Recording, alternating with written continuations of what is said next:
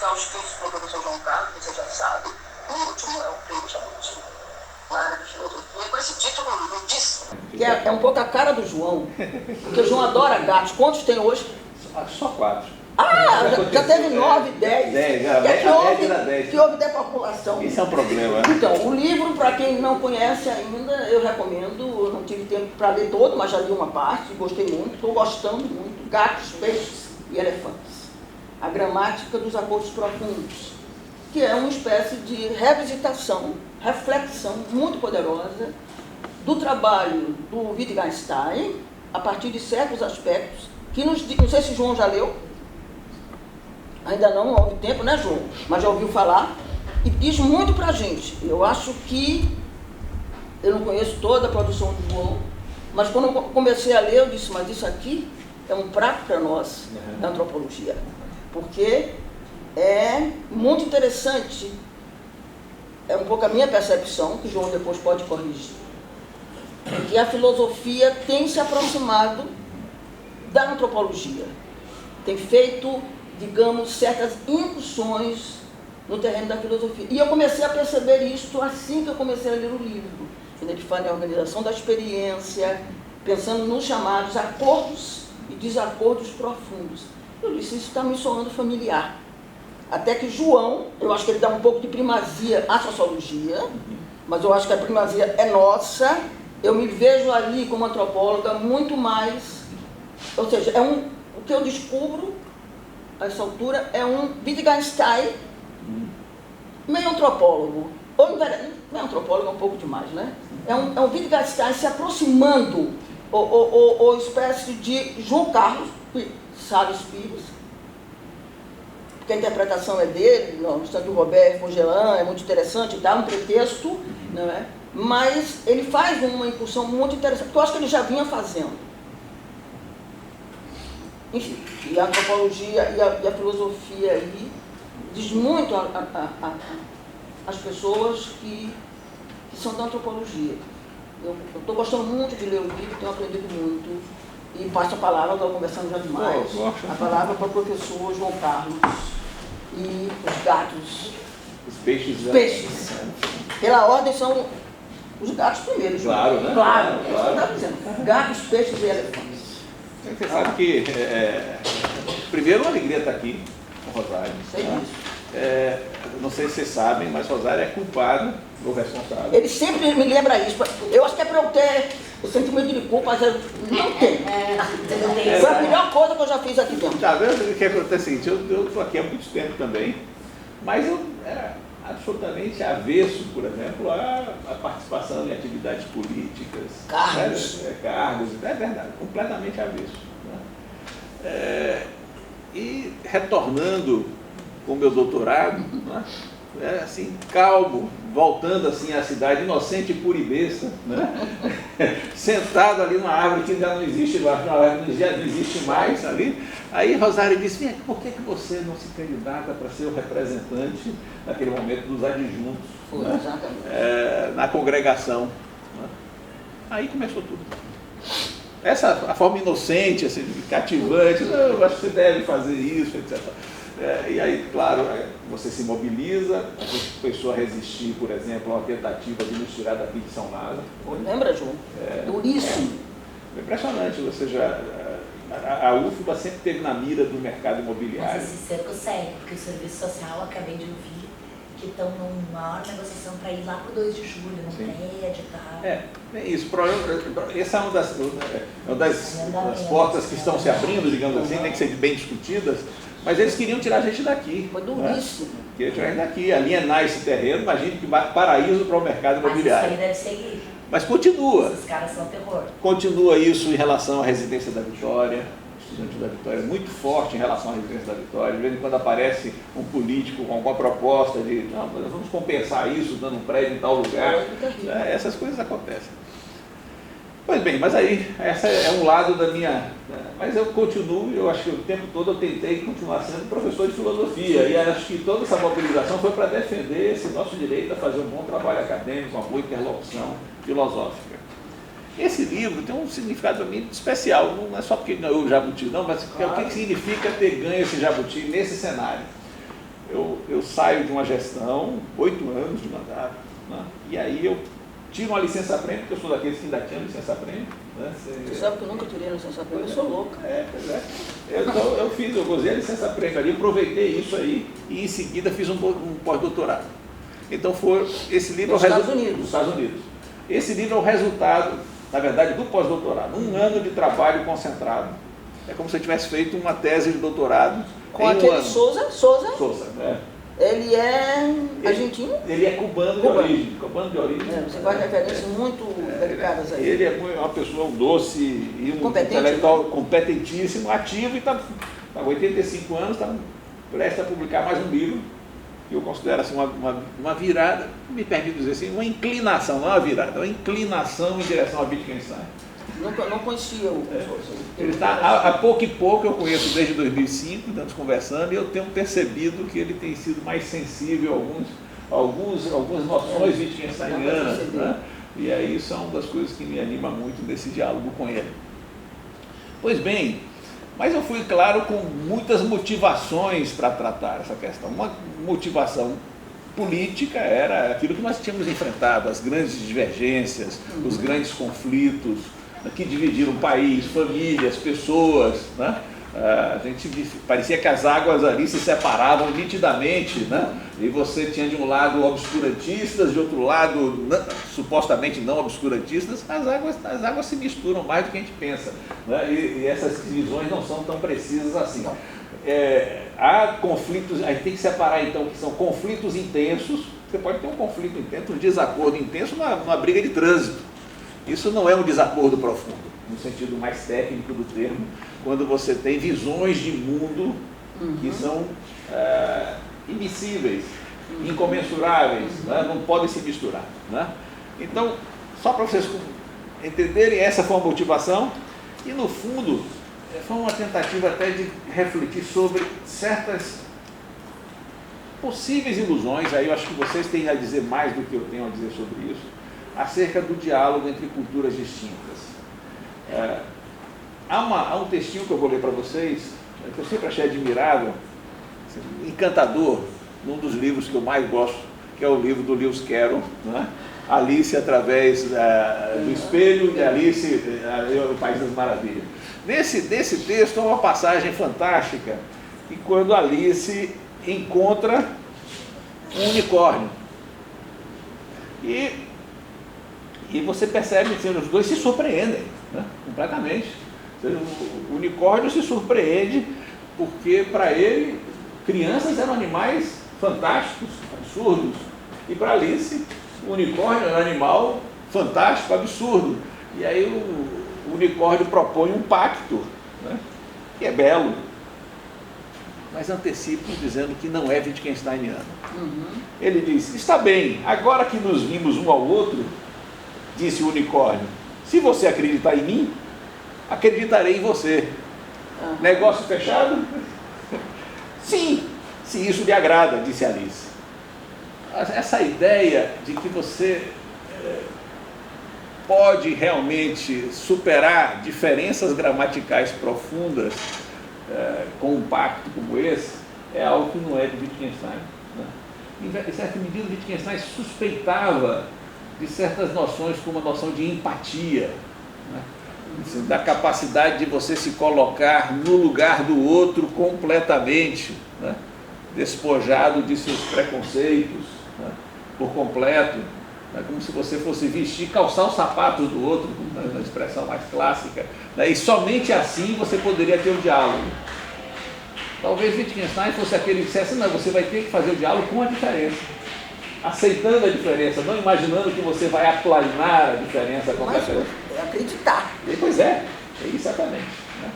Essa aposta é uma aposta, e Wittgenstein sempre suspeitava, quando você tinha gramáticas distintas, ele dizia às vezes o que acontece é a catequese, ou seja, é a violência onde você subordina uma outra cultura. Por quê? Porque você é mais poderoso, você tem mais recursos, você vai conseguir devastar até essa cultura, e aí simula como se tivesse havido um diálogo. Não houve. Essa é um pouco, talvez, a primeira coisa que pensar disse. E aí que vem a razão do título, né? O título veio de uma carta que ele escreve ao interlocutor mais constante que ele teve, Piero Sraffa. Piero Sraffa, o italiano, só para vocês entenderem, nós estamos falando de dois gigantes. Né? Quando a gente costuma contar uma anedota, tem alguém que é superior ao outro, mas não é o caso exatamente. Eles, no fundo, embora parecessem muito, têm tudo para dizer, essas duas pessoas têm tudo para dizer, estão no mesmo universo, eles eram diferentes. Por que tinham tudo para ser do mesmo universo? São dois judeus, de família rica, no caso do Wittgenstein era riquíssima, na Inglaterra exilados, inimigos do fascismo. No caso de Sraffa, só para ser o lado anedótico, Sraffa era filho de um reitor da universidade, né, e escreveu um artigo contra Mussolini. E Mussolini exigiu que houvesse retratação. Né? Sraffa precisou sair do país, e o pai, com muita altivez, diz, não vejo nenhuma linha a ser retratada. Ou seja, essa dignidade, e olha que o pai de Sraffa não era exatamente um progressista. O Sraffa era amigo de Gramsci, só para entenderem bem essa linhagem. Vocês já ouviram falar do Caderno do Cárcere? Pois bem, o Sraffa era que abriu uma conta numa livraria para fornecer os cadernos para Gramsci. Então, quando vocês ouviram falar dos cadernos do Cárcere, saibam que Sraffa abriu, e aí qualquer livro que Gramsci quisesse, e qualquer notebook, ou seja, cadernos e tal, estavam à disposição de Gramsci, com a conta aberta por Sraffa. Né? Mas Sraffa foi para a Inglaterra. Conhecido também como um argumentador poderoso. Só para entender, duas personalidades extremamente fortes, em colisão ali, duas personalidades. Argumentava, sai de baixo, o Sraffa. Todos dizem isso. Alguém disse, olha, o Sraffa, no começo você não ouvia a voz dele, de repente, numa torrente, num inglês italianizado, né, Sraffa, assim como se fosse aquela água aqui do fogo, você fica esperando para ferver, não ferve, de repente ferve completamente. Era Sraffa argumentando, sendo capaz de identificar vícios de argumentação e assim por diante. Esse Sraffa, estou chamando a atenção porque para Wittgenstein é conhecido como o grande devastador na argumentação. Só para vocês terem ideia, como era poderoso, aquele rapaz que nunca tinha publicado uma linha, vai conversar com Bertrand Russell, ali em 1913. Bertrand Russell, naquela altura, já tinha publicado Os Princípios da Matemática, era um dos maiores filósofos da humanidade, já naquele momento, pela obra daquele momento, né? E aí conversa rapidamente e apresenta todo orgulhoso um novo livro, já tinha mais de 100 páginas escritas, um livro da teoria do conhecimento. Aí o pegou assim um argumento, disse, isso aqui, fez uma observação. Então. Aí o Russell escreveu para Amante, dizendo o seguinte, eu não entendi bem o que ele disse. Estava muito mal articulado, mas eu sinto nos ossos que ele viu alguma coisa e que eu estou completamente errado. E ele abandona esse manuscrito, só vai ser publicado póstumamente. E é um belo livro, cá entre nós, o livro A Teoria do Conhecimento de Russell, é um livro, você vê uma observação sobre como ele causava a veneração. Pra você ter ideia de como ele causava a veneração, vou ler para vocês aqui um depoimento de Moore. Você tem três nomes que, assim você diz, esses são os pais da filosofia analítica, a corrente que hoje é preponderante na filosofia mundial. É o Bertrand Russell, Wittgenstein e Moore. Três gigantes. Pra vocês terem ideia, Wittgenstein não prezava tanto assim a inteligência de Moore, só para vocês notarem isso. Mas Moore, já professor consagrado, já tinha publicado o Principia Ética, os princípios da ética, segue Wittgenstein na Noruega para fazer anotações do que ele estava pensando, ou seja, sem que ele tivesse publicado uma linha sequer. Aí o depoimento é interessante, porque apesar dessa rispidez de Wittgenstein com relação a Moore, né, olha o depoimento de Moore, que ele escreve em 42, Wittgenstein vai morrer pouco tempo depois. 50, né? 51, né? Ele diz, conheci Wittgenstein em 1912. Olha o depoimento, para você ter ideia do gigante que era o Wittgenstein. Durante o primeiro ano que esteve em Cambridge, ele frequentou minhas aulas sobre psicologia, mas apenas durante os 2 anos seguintes eu passei a conhecê-lo mesmo. Quando então pude conhecê-lo bem, eu logo percebi que ele era muito mais inteligente em filosofia do que eu. E não só mais inteligente, mas também muito mais profundo, e com a visão muito melhor acerca do tipo de pesquisa que seria realmente importante e merecedora de seguimento, e acerca do melhor método para prosseguir em tal investigação. Isso é de um altivez de Moore, também, a dignidade de escrever isso na biografia. Sabe que Moore ganhou um prêmio, o título de Sir, né? E aí quando foi entregue pelo rei, o maior choque para Moore era que o rei não conhecia Wittgenstein. Como é que o rei não conhece Wittgenstein? Só para vocês terem ideia. Wittgenstein tinha essa pessoa devastadora, digamos assim, em termos de argumentação, a ponto de quando Keynes, o grande economista, um dos maiores economistas de todos os tempos, e um grande político também na Inglaterra, foi receber Wittgenstein, ele diz assim, ele foi receber porque Wittgenstein, só para vocês terem ideia, figura realmente extraordinária, né? Ou seja, filho de um grande industrial, riquíssimo realmente, ele publica o Tratados, acha que tinha cumprido a sua tarefa. Em 1922 o Tratados é publicado, ele abandona tudo, vai ser professor primário e, em certa medida, nessa sua entrega, digamos assim, a tentativa de formar pessoas, ele escreve um dicionário para crianças, renuncia à herança, renuncia à fortuna, ou seja, tem toda essa porque achava, olha só, que dinheiro e filosofia não devem andar juntas. Imagine, no caso dele, ele podia até fazer a escolha, para a gente não anda junto de jeito nenhum mesmo, não adianta você querer ficar de junto que não anda.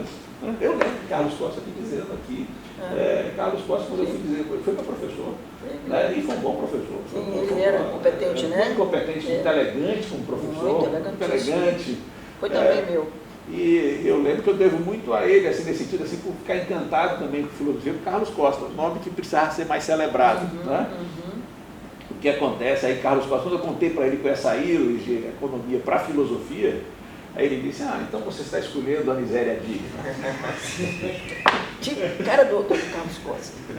Pois bem, Keynes vai receber Wittgenstein, que volta à filosofia em 1929. Ele achou que ele não tinha resolvido um problema e resolveu voltar à filosofia.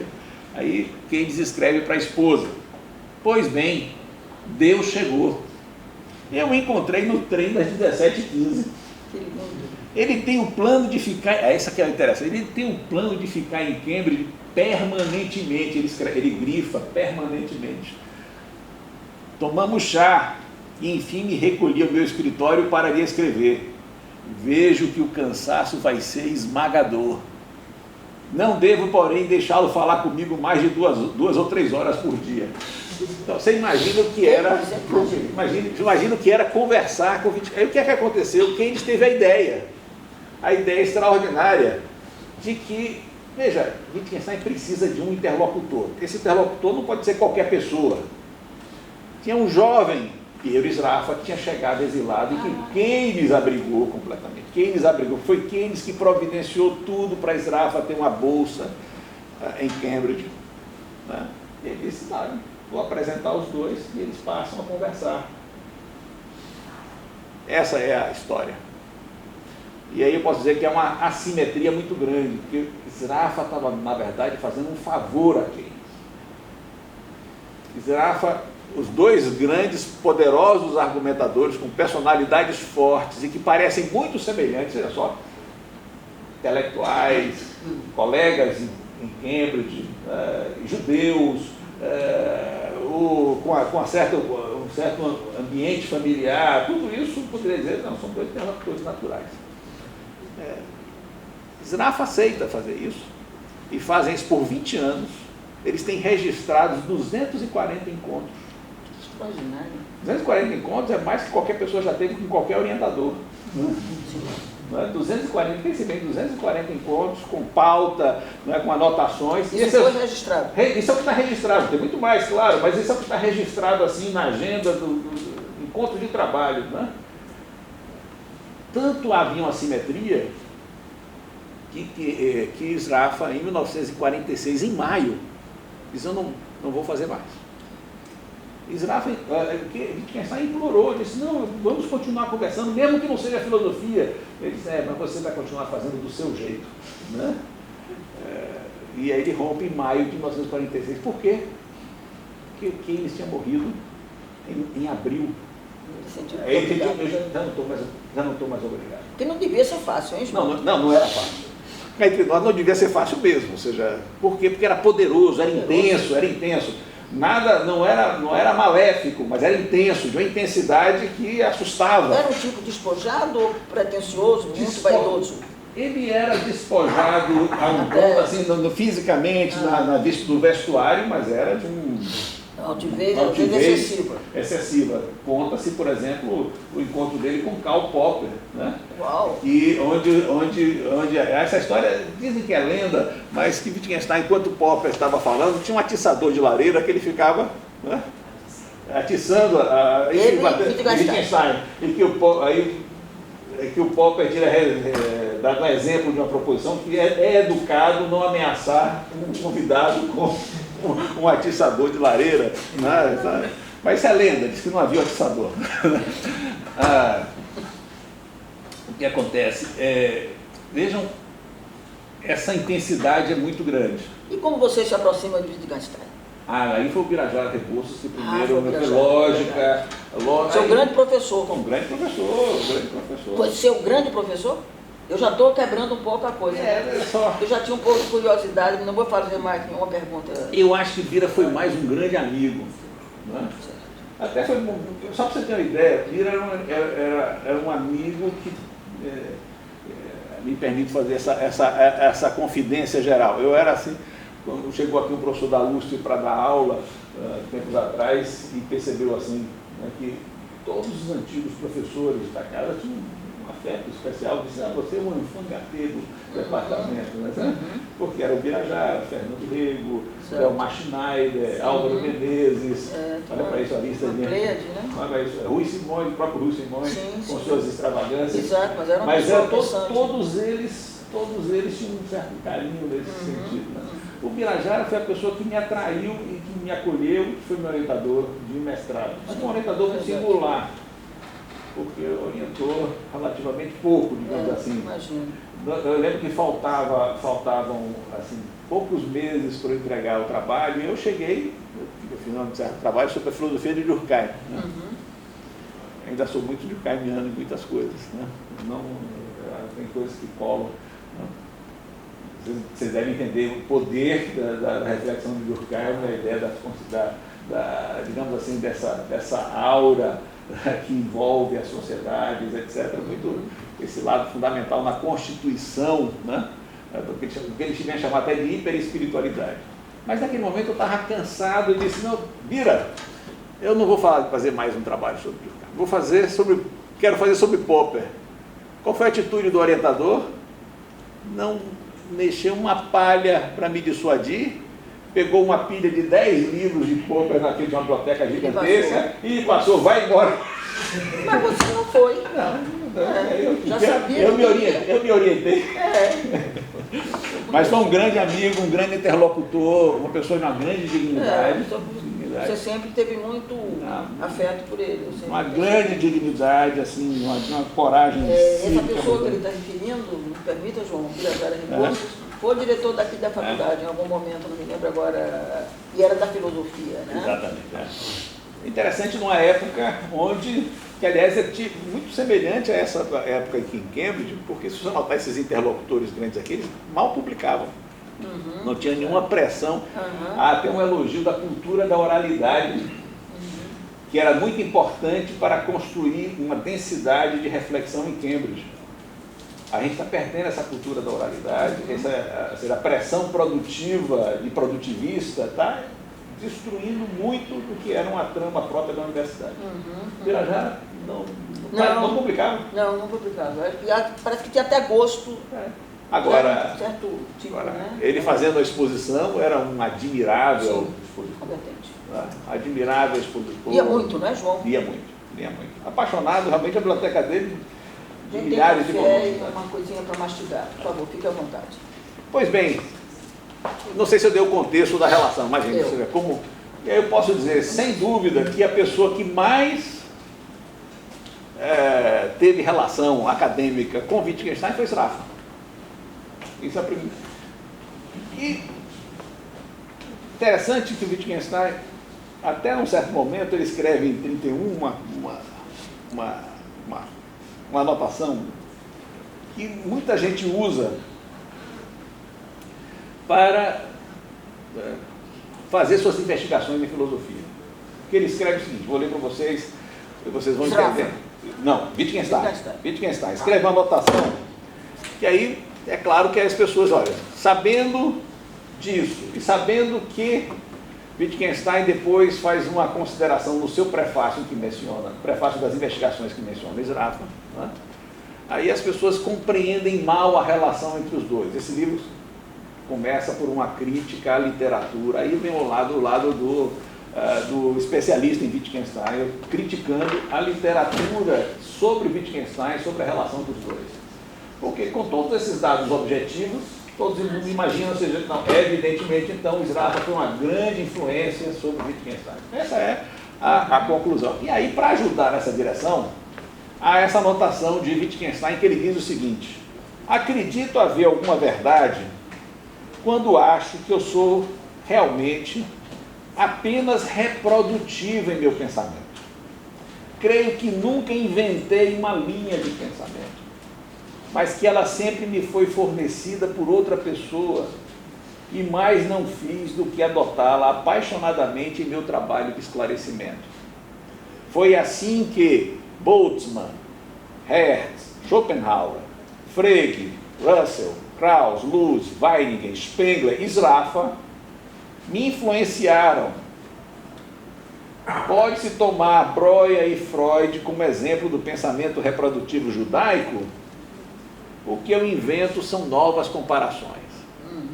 As pessoas leram mal esse texto. Leram assim, imaginando assim, que aqui é uma lista de pessoas que influenciaram Wittgenstein. Então, o que é que você vai encontrar muito paper assim, onde é que está a influência, qual foi o parágrafo disso que influenciou, não sei o quê. Uma busca genética, ou seja, como é que foi gerada a obra de Wittgenstein, como se fosse urdida por essas influências. Eu acho que essa ideia inspirou tanto as pessoas que eu em Munique, eu tive em Munique visitar, aliás, é um grande pesquisador de Wittgenstein, mas aí, rapaz, essa pessoa me levou para o escritório dele, né? Porque eu queria, na verdade, um autógrafo do livro dele, levei o livro para ele autografar. Ele disse, não, é porque ele queria me levar até o escritório dele, ele tinha uma folha especial que ele colava no livro para fazer o autógrafo, elegante. E aí ele me mostra uma estante. Aí ele disse, aqui é tudo que Wittgenstein leu. É como se você lesse aquele conjunto de livros, você se tornar algo e ia entender finalmente o Wittgenstein. Eu não acho que esse é o caminho. Eu acho que a gente precisa ler um filósofo, digamos assim, sabendo que ele tem um contexto de relações, mas precisamos ler o filósofo por ele mesmo. E aí não perceberam a ironia, porque ele diz o seguinte, o que eu faço são novas comparações, mas fazer nova comparação é o que importa. É isso que o distingue, é por isso que ninguém lembra de Breuer e todo mundo valoriza Freud. Se Breuer foi importante para passar ideias para Freud, foram as comparações novas que Freud fez que fizeram com que ele fosse grandioso. E as pessoas esquecem que existe uma anotação de Wittgenstein no mesmo período, que eu acho fantástica, em que ele diz assim, que bom que eu não me deixo influenciar. Então eu tinha duas noções de influência. Ele faz uma lista de influências e uma frase para dizer que ele não se deixa influenciar. Então eu tinha que perceber o que é que estava sendo dito aí. E aí eu fui me aprofundar nessa relação. Quando ele escreve o prefácio, das investigações filosóficas, ele escreve, olha, eu tenho que agradecer aqui aos debates que eu tive com Ramsey e tal, mas, sobretudo, ao estímulo que um professor dessa universidade, Pedro Sraffa, teve para mim, submetendo minhas posições, daquela chicotada, né, que o Sraffa era capaz de fazer. Porque, vejam só, essa é a razão do livro. Quando a relação deles já tinha acabado, o Sraffa escreve várias cartas tentando refletir sobre o que aconteceu. E ele diz, olha, muito lentamente na minha vida cheguei à convicção de que algumas pessoas não conseguem fazer sem entender umas pelas outras, ou pelo menos estão só num campo muito estreitamente circunscrito. Se isso acontece, cada qual tende a pensar que o outro não quer entender, e há infinitos mal entendidos. E aí faz um PS, um pós-escrito a essa coisa na carta para o Sraffa. Ele diz o seguinte, ele diz, quanto mais velho fico, tanto mais eu percebo como é terrivelmente difícil para as pessoas se entenderem, e penso, olha só, que alguém se engana acerca disso pelo fato de todos se parecerem tanto. Se algumas pessoas se parecessem com elefantes e outras com gatos ou peixes, alguém não esperaria que elas se entendessem e as coisas pareceriam muito mais do que realmente são. Ou seja, essa suposição de que nós estamos no mesmo plano, que estamos trabalhando com o mesmo vocabulário, isso é enganador. Sabe? Aliás, nós sabemos na vida política que às vezes nós podemos conviver, não tão, mas até superficialmente, não tão profundamente, a gente pode conviver falando as mesmas palavras e estamos dizendo coisas muito diferentes. Né? Não precisa nem falar das palavras, aquelas palavras que parecem dizer tudo, que são sagradas e que não dizem nada, como democracia, todos falam liberdade, parece que nós estamos falando temos o mesmo discurso, entretanto, se nós não qualificássemos melhor o que queremos dizer com democracia, se qualificarmos melhor o que queremos dizer com soberania nacional, certamente a gente vai ver que nós não parecemos tanto e as divergências podem ser muito mais profundas. Né? Ou seja, aí eu acompanho essa degradação, acompanho o modo como a relação dos dois não funcionou. É claro que algumas pessoas querem dizer que há algumas provas de que houve uma influência, e entre elas seria o fato de que Wittgenstein teria se aproximado por uma visão mais antropológica da linguagem. Ora, mas isso não se deve a Sraffa, porém. Na verdade, é ele mesmo que faz esse deslocamento quando ele quebra com a visão unilateral apenas de afiguração da linguagem. Na verdade, o que Wittgenstein passa a dizer, a linguagem, no primeiro livro de Wittgenstein, aí me permitam fazer só um recuozinho para dizer o seguinte, porque esse livro é estruturado, essa é a primeira preocupação geral discutindo divergências, etc. Mas teve um texto importante que foi inspirador do Kogun, exatamente, que escreveu um artigo em 1985 chamado A Lógica dos Desacordos Profundos. E esse texto teve uma importância grande para um programa de investigação muito importante. Só para vocês saberem, esse texto é luminoso, vale por si só, né? E nesse texto de 85, o Fogg anunciou o seguinte: quero falar aqui sobre desacordos profundos. Ele vai mencionar dois tipos de questões em que as pessoas não vão se entender. E olha como ele é premonitório, hein? Porque ele vai falar de dois temas na sociedade americana que exatamente em relação aos quais nós estamos tendo todo o recuo hoje. Ações afirmativas e aborto. Sabe? Exatamente os dois temas que mais recuaram agora com a onda conservadora dos Estados Unidos. Aí já é o Roberto. Exatamente. Ele fala, esses são exemplos de desacordo profundo. Né? Perfeito. Eu não acho que são exemplos de Wittgenstein mesmo, mas ele diz o seguinte, ele faz uma coisa, um truque, ele diz o seguinte: minha tese Aí ele faz, ou melhor, olha só, ou melhor, a tese de Wittgenstein é que eles não podem ser resolvidos pelo uso de argumentos, pois tais desacordos comprometem as condições essenciais da argumentação. Isso é uma tese poderosa, mas não é de Wittgenstein. Você diz isso. Tá certo? Aí eu fui procurar, sabe, será que é de Wittgenstein? Parece de Wittgenstein, tem cheiro de Wittgenstein, tem quase nome de Wittgenstein, mas não é de Wittgenstein. Né? Nós não vamos. Aí eu fui procurar na obra, esse livro é o resultado dessa procura.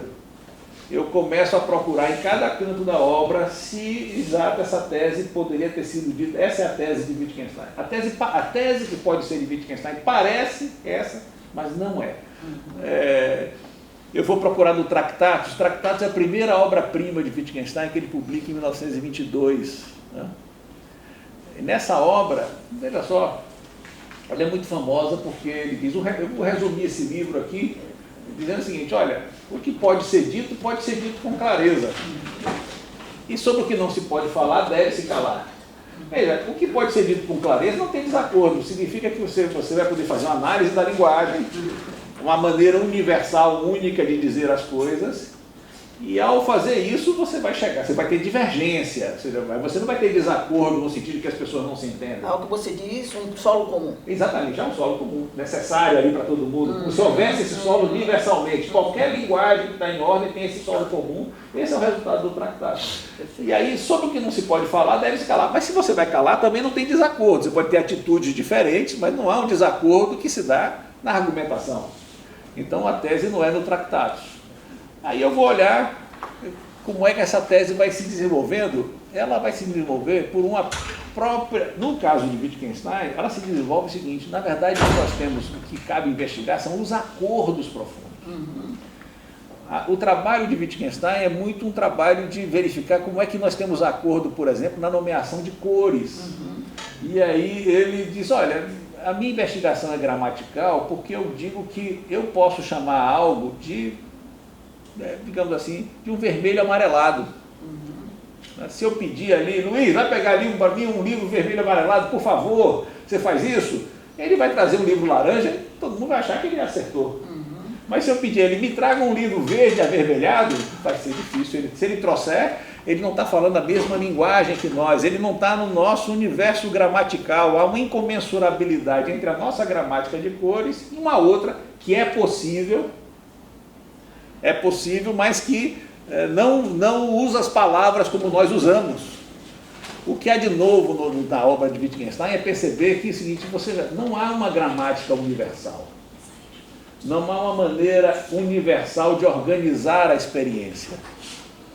Mas isso não significa que a gente pode ficar fora das culturas, analisando essa é melhor do que essa, porque você vai estar sempre dentro de uma cultura ao analisar a diferença das culturas. Então você não pode ficar numa posição olímpica, e essa é a posição de Wittgenstein, você está sempre numa perspectiva, mas sua perspectiva não é relativista. Porque o relativismo acaba dizendo, olha, essa aí é inferior à outra, você pode ter um critério externo a elas para dizer que essa é superior a essa visão de mundo do que essa visão. Né? Então, se você está sempre dentro de essa visão de Wittgenstein, está sempre dentro de uma cultura, significa que aquilo que é possível dizer e não é possível dizer vai depender de jogos de linguagem, que são técnicas de Wittgenstein, que estão ligados a formas de vida muito particulares. E você não tem como pensar alguém fora desses jogos, fora dessas formas de vida.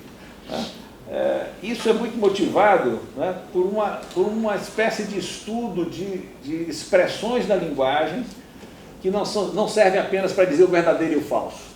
Os jogos de linguagem são fundamentais para, enfim, eu poderia dizer, garantir a subjetividade, a intersubjetividade, digamos, dentro de uma ampla diversidade de formas de expressão. Como perfeitamente. E essa intersubjetividade não se dá apenas se você estivesse compondo um livro de ciência. Não é psicológico, nada disso. Não é apenas um livro de ciência que diz, isso é o verdadeiro, isso é o falso. Perfeito. Não é o conjunto das proposições verdadeiras. Perfeito.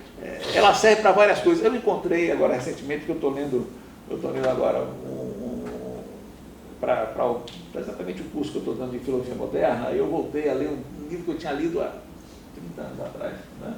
E E aí agora que ele está me fascinando mais, a apologia de Raymond Sebon de Montaigne. Montaigne é um autor interessante, foi o primeiro autor que se deu conta de existir um universo chamado Brasil. Né? Então, e Montaigne tem uma descrição da linguagem que eu diria, Wittgenstein compraria essa descrição como um desafio, ou seja, assim, se eu quiser pensar o que é linguagem, eu não vou pensar apenas o modo como a linguagem é uma fotografia do mundo, ou uma pintura do mundo. Essa é a tese do Tractatus. O Tractatus, a tese simplesmente é a seguinte, ou seja, nós sabemos que uma pintura é uma proposição, um quadro qualquer está dizendo que alguma coisa está acontecendo, então é uma proposição. O que Wittgenstein faz no Tractatus, toda proposição é pintura, toda proposição é uma figura do mundo. Ele vai dizer, isso não é falso de todo, mas é muito, muito pobre. É só uma partezinha da linguagem. Aí Montaigne faz uma descrição que Wittgenstein adoraria. Wittgenstein não cita essa passagem, mas ele dá uma imagem da linguagem. Ou seja, a linguagem é muito mais coisas do que o que pensava aquele rapaz do Tractatus. A linguagem, ela serve para cantar cantigas de roda, serve para prometer, para abençoar, né? para fazer uma série de coisas. Aí olha o que Montaigne diz. O que é que a linguagem é? A linguagem é algo que pode ser até expresso pelas mãos, com a linguagem. Pedimos, prometemos, chamamos, despedimos-nos, ameaçamos, suplicamos, rezamos, negamos, interrogamos, admiramos, recusamos, contamos, confessamos, manifestamos nosso arrependimento, nossos temores, nossas vergonhas, nossas dúvidas. Informamos-nos. Aí é o lado até mais figurativo, né? Informamos-nos, comandamos, incitamos, encorajamos, blasfemamos, testemunhamos, exprimimos nosso desprezo, nosso despeito. Caçoamos, adulamos, desafiamos, injuriamos, aplaudimos, benzemos, humilhamos, reconciliamos-nos, exaltamos-nos, regozijamos-nos, queixamos-nos, entristecemos. E por que você votou a Montaigne? É porque eu estou lendo a filosofia moderna, ele tem um papel assim, ele abre uma pauta de ceticismo na filosofia moderna, e aí eu tenho que apresentar melhor, então tenho que reler para não... Né? Enfim, só demonstramos nosso desânimo, nosso desespero, nosso espanto, exclamamos e calamos, e que mais não externamos unicamente com as mãos. Ele estava falando, podendo fazer isso com as mãos. O que Wittgenstein faria com essa imagem da linguagem? Ele ia olhar qual é a gramática que rege as nossas expressões de oração, as nossas expressões de desprezo, as nossas expressões para descrever o que vemos, para dizer o que é lícito ou não testemunhar. Isso é um pouco a investigação gramatical em Wittgenstein. Vou dar só um exemplo, que eu já falei demais, para isso. Vou dar um exemplo somente para vocês entenderem como o exame disso, dessas condições perspectivas, era fundamental para Wittgenstein. Wittgenstein, falei Moore aqui para vocês, ele vai assistir uma palestra de Moore num clube de ciências morais que eles tinham, clube de ciências morais. Né? Moral aí é entendido no sentido mais amplo, né? Vou chamar de ciências políticas, são as coisas mais apropriadas. E Moore falou sobre a certeza, sobre o tema da certeza. Ele, naquele momento, enunciou um paradoxo. Wittgenstein assistiu aquilo, vai para casa e escreve uma carta para Moore. Olha só como ele tinha uma arrogância nessa história. Que era mais ou menos para dizer o seguinte: Moore, você apresentou algo, mas você não entendeu o alcance do que você apresentou. Rapaz, você fez uma grande descoberta. Você tem que publicar essa descoberta. É como se dissesse, você descobriu por acaso. Tanto que isso é chamado de paradoxo de Moore, mas tem chamado de paradoxo de Wittgenstein, porque quem compreendeu o alcance do paradoxo foi Wittgenstein. E o paradoxo é simples. Ou seja, não tem sentido dizer chove, eu dizer, olha, eu. Isso é a constituição do eu, essa assimetria do eu e o outro. Né? Não tem sentido eu dizer chove, mas eu não acredito que chova. Mas tem sentido eu dizer chove, mas Rosário não acredita que chove. Isso tem sentido, mas se eu dizer chove, mas eu não acredito que chova, é como se eu retirasse o meu próprio compromisso com a enunciação. Alguém que faz isso é um completo cínico, né? Alguém que diz algo, mas não acredita naquilo que está dizendo, ou não se compromete com o que está dizendo, é o cínico, é o hipócrita, as figuras mais extremas. Mas se eu quiser ter algum diálogo com o Rosário, ao enunciar algo, eu estou comprometido com isso. Porque você descobriu algo sobre a lógica da enunciação. Esse compromisso que a pessoa precisa ter com o que enuncia. E esse compromisso é algo que se afirma no presente, no momento em que você está entrando em diálogo com o outro. Porque comigo mesmo, por dizer, chove, mas eu não acreditava que chovia, que choveria. O que importa é, você descobriu que isso é uma contradição. Não tem a forma da contradição, não é uma contradição, você chove, mas eu não acredito que chove, não tem a forma da contradição, mas isso é essencial. Nós temos que ter acordo nesse procedimento, se nós tivermos... Há outros acordos que eu posso descrever, acordo sobre a gramática de cores, acordo sobre algo fundamental de que eu começo a minha vida como pessoa sensata, confiando e não duvidando. Imagine alguém que duvidasse desde o primeiro momento. Você só pode duvidar depois que confia. E essa confiança é a base, confiança em detalhes simples, detalhes que são da cultura, essa aceitação da cultura, a nossa instalação na cultura particular tem a ver com essa, chove, mas Rosário não acredita que chove. Está chovendo. Acordo sobre a causalidade, ou seja, se eu tiver, é quase uma crença nossa, que isso aí é até uma crença muito mais forte, né? É quase que um lado tácito comum, a ideia de que é uma crença supor que se algo ocorre, tem uma causa para isso. Se há uma diferença, tem uma causa para isso. Isso, nós firmamos nossos acordos profundos em relação a esses detalhes. A ruptura desses acordos profundos não são contradições formais, são contradições existenciais, digamos assim, e são contradições que podem fazer afastar essas diversas culturas. Bem, isso é um apanhado um pouco, tem outras questões técnicas que importam aí, ou seja, eu analiso como mudam as modalidades na obra de Wittgenstein, o que é universal passa a ser modalmente diferente, não há mais ligação entre necessidade e universalidade, ou seja, há necessidades intraculturais, né, que são necessidades como se o contingente se tornasse necessário.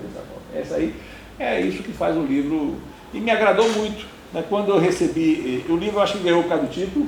O título é bom, Gatos, Peixes e Elefantes, olha só que beleza. O título é fantástico, mas o livro é Gatos, bom. Peixes e Elefantes, e a capa é ótima, sabe, a capa é ótima. E aí, você tem uma ideia, eu estou agora encrencado, porque é o seguinte, né? A pessoa, olha só, quem fez a formatação aqui foi a Mayumi, né? Ela é realmente uma grande, ela elaborou a capa, mas a ilustração é a da Elisa Carareto, né? Aí eu recebi 5 propostas de capa. Olha só o problema que eu tenho. Eu confesso que 2 delas, uma eu descartei logo, não gostei, a outra também não. 3? Aí tinha 3 capas ali batendo, escolhi essa. Mas tem uma cor. Tem uma outra que eu tenho que agora escrever outro livro para ter essa capa. Excelente pretexto. Eu já tenho até o título, vai ser uma continuação dessa reflexão, vai ser a lógica dos desacordos profundos, mas o título é As Palavras e o Vazio, né? É exatamente aí enfrentando aquele debate, né, que o Vogelin apresentou. O truque do Vogelin é muito simples, só para vocês entenderem. Ele diz, a minha tese, ou melhor, a tese de Wittgenstein é essa. O Vogelin, né? A minha tese, ou melhor, a tese, ele fez algo comparável, né, ao que um judeu sefardita do século XIII, Moses de Leon, fez quando ele vendia cópias do livro do Zohar. Zohar é o livro do esplendor, é um dos livros principais da mística judaica. E ele dizia, mas qual foi o truque dele? Ele disse, esse livro foi escrito por Shimon Bar Yochai, que era um rabino, um santo tanaíta do século II. Então, quando você comprava cópia, você não estava comprando uma cópia do texto escrito por Moses, você comprava um livro que foi escrito por um santo, né? Esse truque é o truque do Vogelin, que ele diz, a minha tese é uma tese de Wittgenstein, e aí com isso chamou toda a atenção para o Mas a tese não é de Wittgenstein, a tese de Wittgenstein é simplesmente que a investigação dele tenta apontar quais são os acordos profundos, a gramática dos acordos profundos. Tá? E é claro, o desacordo será a quebra desses acordos. Mas como você diz, o debate central é o desacordo. Obrigado pela atenção. Imagina.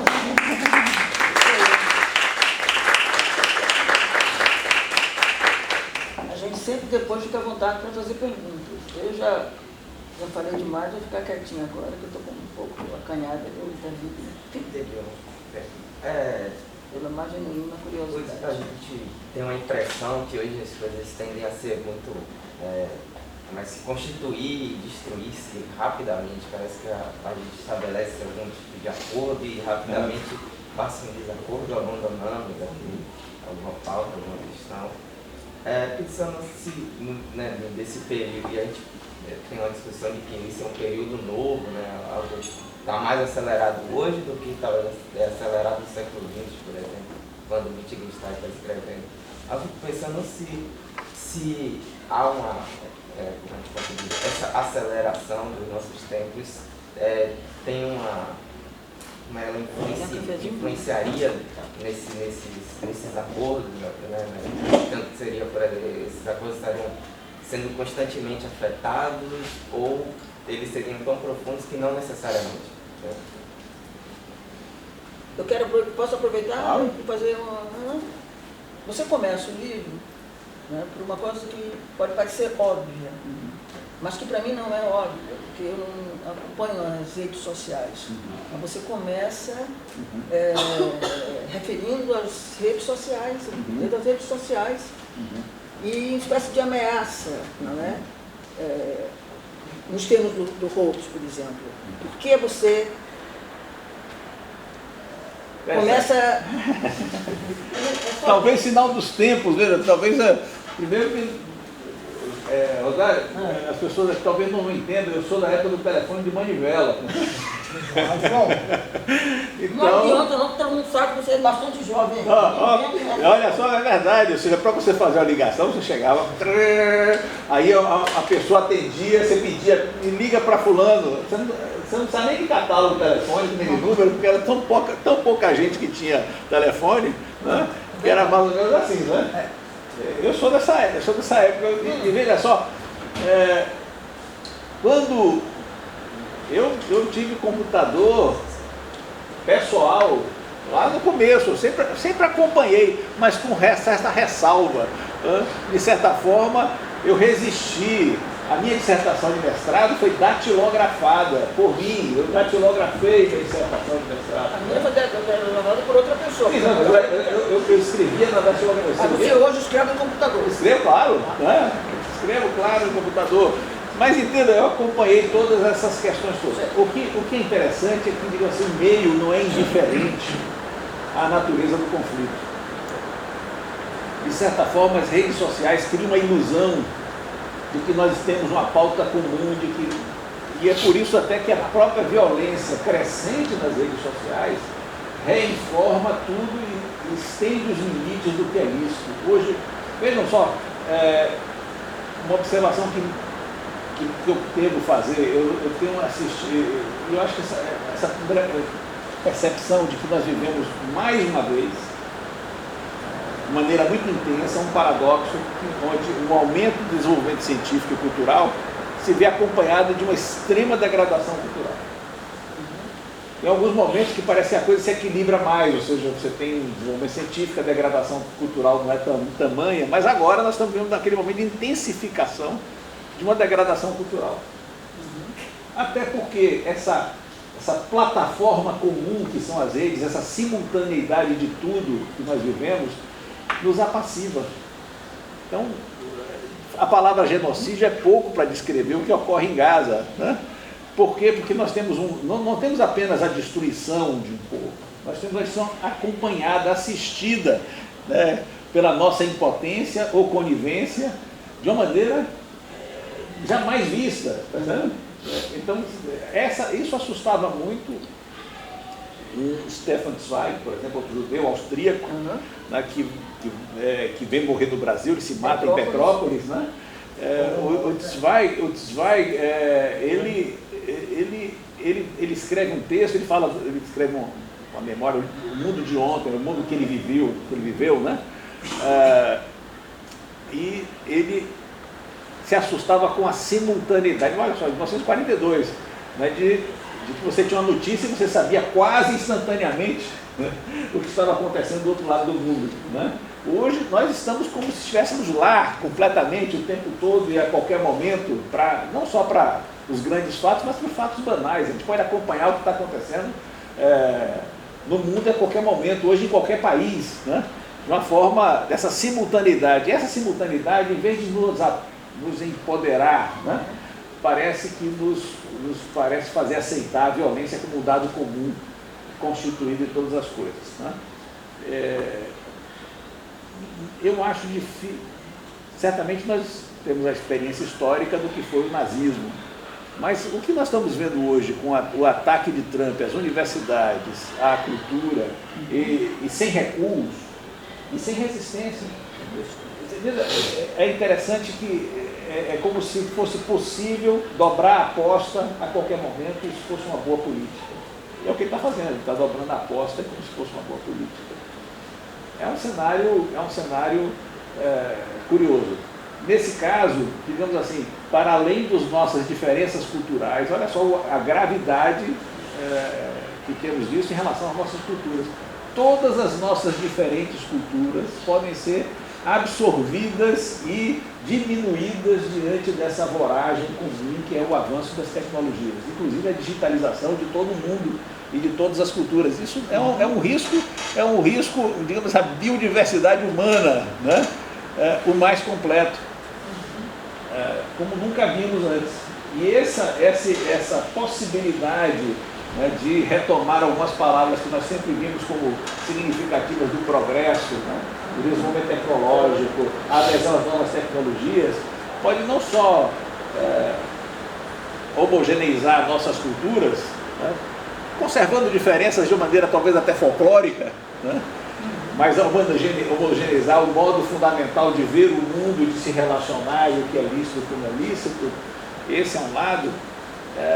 Isso pode cobrar um preço extraordinário também das próprias universidades, que podem ser condenadas com isso a uma grande irrelevância.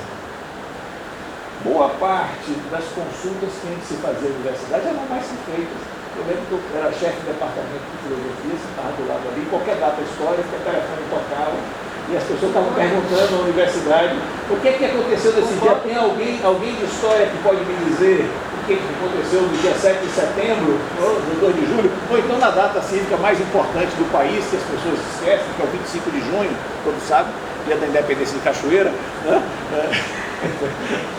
Eu como cachoeirando, não tenho que deixar de marcar essas coisas.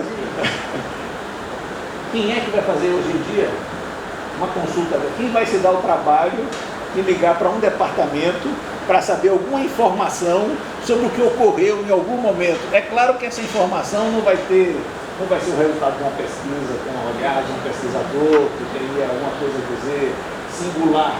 Vai ser uma consulta homogênea, feita no chat GPT, ou o que quer que seja. Isso pode condenar boa parte daquilo que nos era próprio à irrelevância. Nós seremos dispensáveis. É assustador hoje em dia, não sei se o João tem essa experiência. Eu estou voltando a fazer prova escrita. Ali na minha frente e sem aparelhos para consultar, porque toda vez que eu abria uma exceção por alguma razão, de repente alguém fez um teste e disse assim, não, esse texto 80% foi gerado por inteligência artificial. Exatamente. A única parte que não foi inteligência artificial, o nome da pessoa, o elogio que faz ao professor. E o título que era seu, mas isso é gravíssimo. Entendam, nós estamos com esse risco técnico, de ampliação técnica, sendo não só um risco de degradação cultural, mas o maior risco de degradação cultural é a homogeneização das diferenças.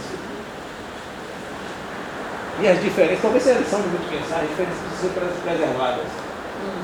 A gente precisa lidar com elas, saber enfrentar a crítica, saber enfrentar o bom conflito, qualificar os conflitos, pela argumentação, pela linguagem, mas não querer com isso fazer com que as pessoas renunciem às suas identidades, às suas fés. Essa talvez seja uma lição muito de quem está entendendo. Ele era muito cioso, né?